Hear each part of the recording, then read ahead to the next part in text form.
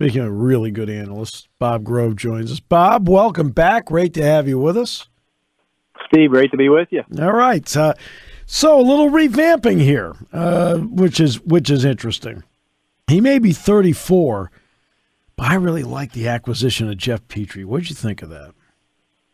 Yeah, I've got no problem with what Ron Hextall did, this weekend and changing around the look of his defense and getting 22-year-old Ty Smith and Jeff Petrie, he's a known quantity. I mean, he's been good for double-digit goals, 40-plus points each of the last 4 years in Montreal. Now, he fell off that production level this past season, but let's remember he was on the worst team in the league. He's also, he's living up there. His family's in the States. There's a lot going on with him, sort of behind the scenes where he just wasn't comfortable in Montreal and wanted out. I mean, look, you know, Steve, when you lose as much as they did, it's never good.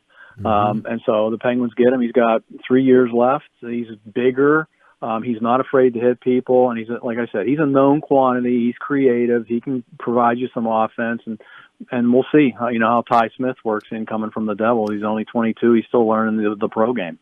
Still learning the pro game, but I feel like Bobby brings some versatility to that defense. Well, yeah. I mean, if you look at this defense right now, they're all going to be 30 plus by the time you get to next spring in the playoffs, except for Smith and Pierre-Olivier Joseph, who the Penguins would, he's a first round pick in 2017, and they got him a couple of years ago from Arizona, and he's never been an NHL regular, but he signed a one-way contract with the Penguins this season. It's now or never for him to show he can be an everyday NHL player. He's only 23. Yeah. So those two guys will give them some mobility, and certainly Ty Smith, 2 years ago, is a rookie. He led all rookies in the league in points among defensive rookies. Mm-hmm. And he's smaller, but he really moves the puck well. He skates well, and he had a little bit of a rougher go this time around. But I think way too much for me has been read into what happened to him this past season. Again, playing on a non-playoff team. Yeah. But this isn't for me, he doesn't have to bounce back from last season. Like last season, that's what happens for most young players is you might go okay for a while and then you take a step back. And he's creative, and I'm anxious to see what he brings because the Penguins have 9 defensemen, Steve. Yeah, and he's the only one. He's the only one they could send to the American League without clearing waivers. And I don't necessarily expect him to end up there, but I mean. I know from past experience that does become a factor. No question it becomes a factor. That's why in baseball, for example, you'll see, gee, why is he on the Worcester shuttle? Well, that's because they can't with that guy. And it's the same thing with the AHL and the NHL. I also think there's another element. You talked about being on non-playoff teams. This is where, to me, the Crosby, Gensel, guys like that, they're having some high-caliber firepower brings out the best in some other players. And I think that Ty Smith is in that position where it might bring out the best in him because it's not going to be as much on his shoulders. Oh, I completely agree. I mean, if you look now at their lineup, we've talked about Petrie, and, of course, Letang is back, and we know that those two guys, and so Letang's numbers speak for himself. He's coming off a career year. So if you're Ty Smith, the first thing you're thinking is, when I get that puck up to one of the forwards on this team, something's more likely to happen than it was in New Jersey last season. Yeah, no question. All right, so what did you think of how the Malkin thing turned out? It was really interesting, and for me, it had Sidney Crosby's fingerprints all over it. I mean, there's been reporting that the week before Sid had flown down to Florida to see Gino and talk to him, and I think probably that was before Malkin said, "Look, I'm going to market." And he was obviously very frustrated with the pace of things, the offers that he felt he maybe should have had. And then, at the last minute, right before free agency starts, he accepts the offer that was already there. So a little bit of frustration from him. But I mean, I felt going into the free agency day on the 13th that it was going to take something crazy to keep him because he seemed absolutely committed to going to market. And look, he would have had interest, Steve. Here's the thing. I don't think anyone would have given him 4 years. He probably got 3 max, maybe 2, and maybe more money. But, like I said, I think probably Crosby was involved in getting the parties back together again. And here's the thing about Letang, Malkin, Crosby, these three, they really have a sense of what their legacy is. Like, they think about it. And we saw some of the emotion when Sid played his 1,000th game last year that really sort of came out of nowhere. Like, these three want to go out together and believe their team is better if they stay together. And if you're Ron Hextall, you have to pay attention to that. Like, you got to keep those guys to some degree. You have to be concerned with keeping them happy and productive. And it's not about Malkin's productivity, Steve. If you go back the last 5 seasons, since the Penguins won their last cup, his regular season production versus Sid's, they're virtually the same. Right. Sid's been a better playoff. He's been a bit better in the playoffs than Gino. But the whole thing with Malkin, it's not about that. It's not about he hasn't done the job. It's about what can we depend on him as far as availability going forward. He's 36. He'll be 36 next week. He's missing like a dozen games every year in the last 2 years. Then, of course, wrecked by a knee injury, part of one, part of the other.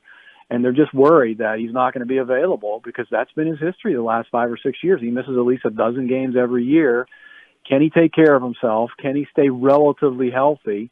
That's the concern. It's interesting about the three of them wanting to stay together. That's a 60s and 70s mentality in every sport. What is it about these three that, Bob, why they have that mentality that is a throwback? Well, first of all, I think it is really unique. I mean, it's absolutely unique. They've played together for 16 years, and so it's going to be 20 by the time you get to the end of it. So this has never happened in the National Hockey League before, 3 teammates together for that long. It's already a record. Right. And I think they're approaching one of the baseball marks, I believe. This has been done by somebody in baseball a little bit longer. But why do they have that mentality? First of all, I think winning. When you've won 3 cups and you've been to 4 finals together, it means something.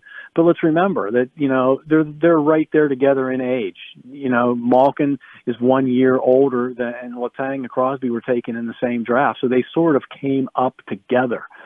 Like, even though Letang was drafted the same season as Crosby, of course he didn't play that year in the National Hockey League, but he came up the next year when Gino was a rookie and played briefly. So these three have just been through it all together. We've seen Letang do it. We've seen Russ do it. We know we've seen Crosby do it. What I'm talking about is leaving money on the table to make it possible to stay together. These three have really hit it off personally over the years, and so they want to do everything they can to stay together. It's a really unique situation.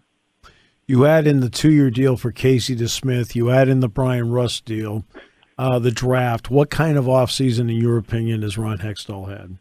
Well, for a guy who's trying to give the Penguins a chance to make one more run, he's had an unbelievable season. I mean, if you'd have said back when the day after the Penguins got eliminated, most people in Pittsburgh were, look, Rust, Letang, Malkin, no way he can bring them all back. A lot of people in town didn't want them all back, especially they've been focused on Malkin, and he's lost a step, and right, so they didn't think it was possible to bring them all back. He's not only done that, but he's brought back Ricard Raquel on top of that, and he's added some experience on defense. And he talked a lot about he felt they needed to get bigger, and they've done that. So I think he's had a really good offseason. I mean, we'll see about Owen Pickering, their first-round pick. He looks very promising, but every first-round pick looks promising like weeks after you've made it. The Pirates drafted yesterday. Pirate fans are beside themselves. You're not going to see him for years. Yeah, we'll see. Yeah, we'll see. Exactly, we'll see. Which now brings us to Tristan Jarry. Yeah. So he's, I think, 1 year left, Bob, if I recall correctly? Yeah, that's correct. He has 1 year left, can be extended this offseason. So how do you see that playing out with him? Because he obviously is the number one guy. I think the Penguins, look, Hextall said he wanted to get through all this stuff before he started thinking about who he can extend, because Dumoulin can get an extension and so can Teddy Bluger. But I think the Penguins are going to extend them. I really do. It's unfortunate for everybody, including obviously Tristan Jarry, that he didn't get the chance to respond to the playoff failure the year before. He was really good in the season, a little better in the first half than the second half, but taken all in. He had a response to what happened to him in the playoffs, and it was a really positive, good response, and I think the Penguins saw from him what they wanted to see, and we can make the case. It's still true. We got to see him do it in the playoffs, unfortunately. That's still true, but I think the Penguins like him. I think they're going to offer him an extension.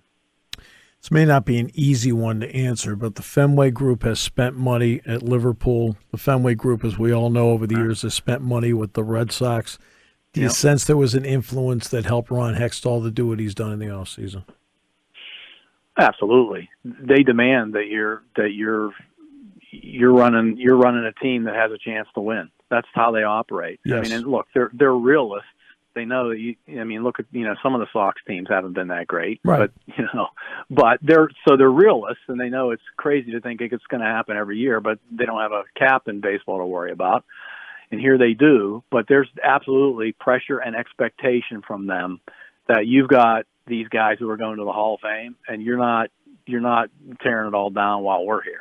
And for sure, that's a factor.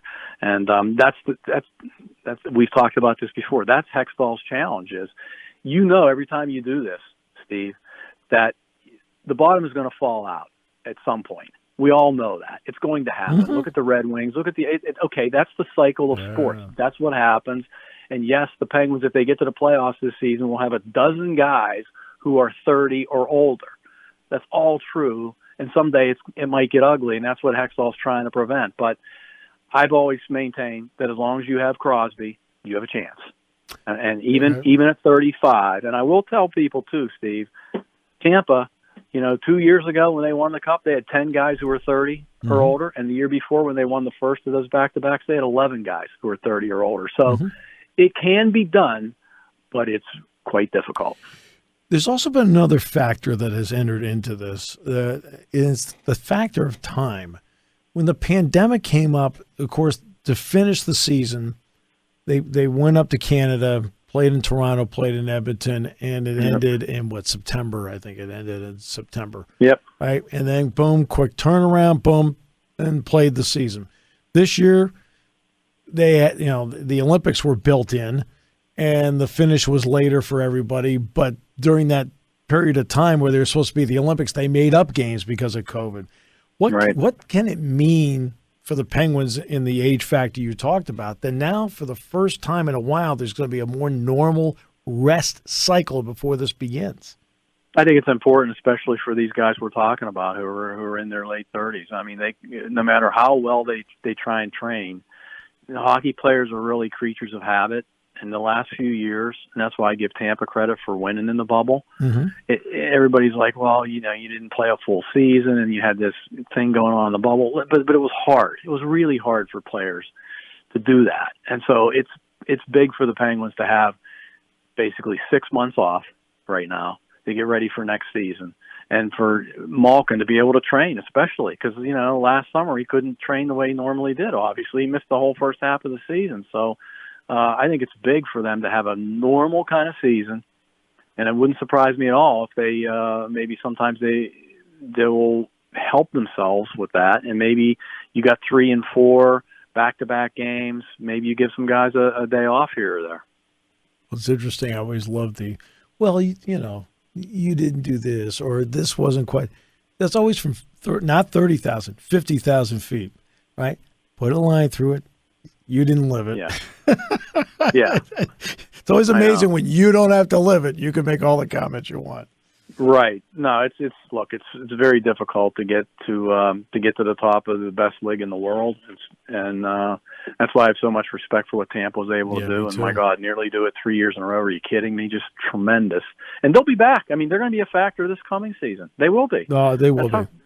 Yeah, I agree. Not only that, but they had to go through the expansion draft and lose guys through things. There's a lot of factors that enter into something for a team that won 11 consecutive Stanley Cup Series. Rounds.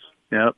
Yeah, it was amazing to see, and so it's doable. And like I said, they were largely a veteran team. The only thing about this with the Penguins is they got the band back together. And Sid's got 3 years left, and Letang has now 6 years to go.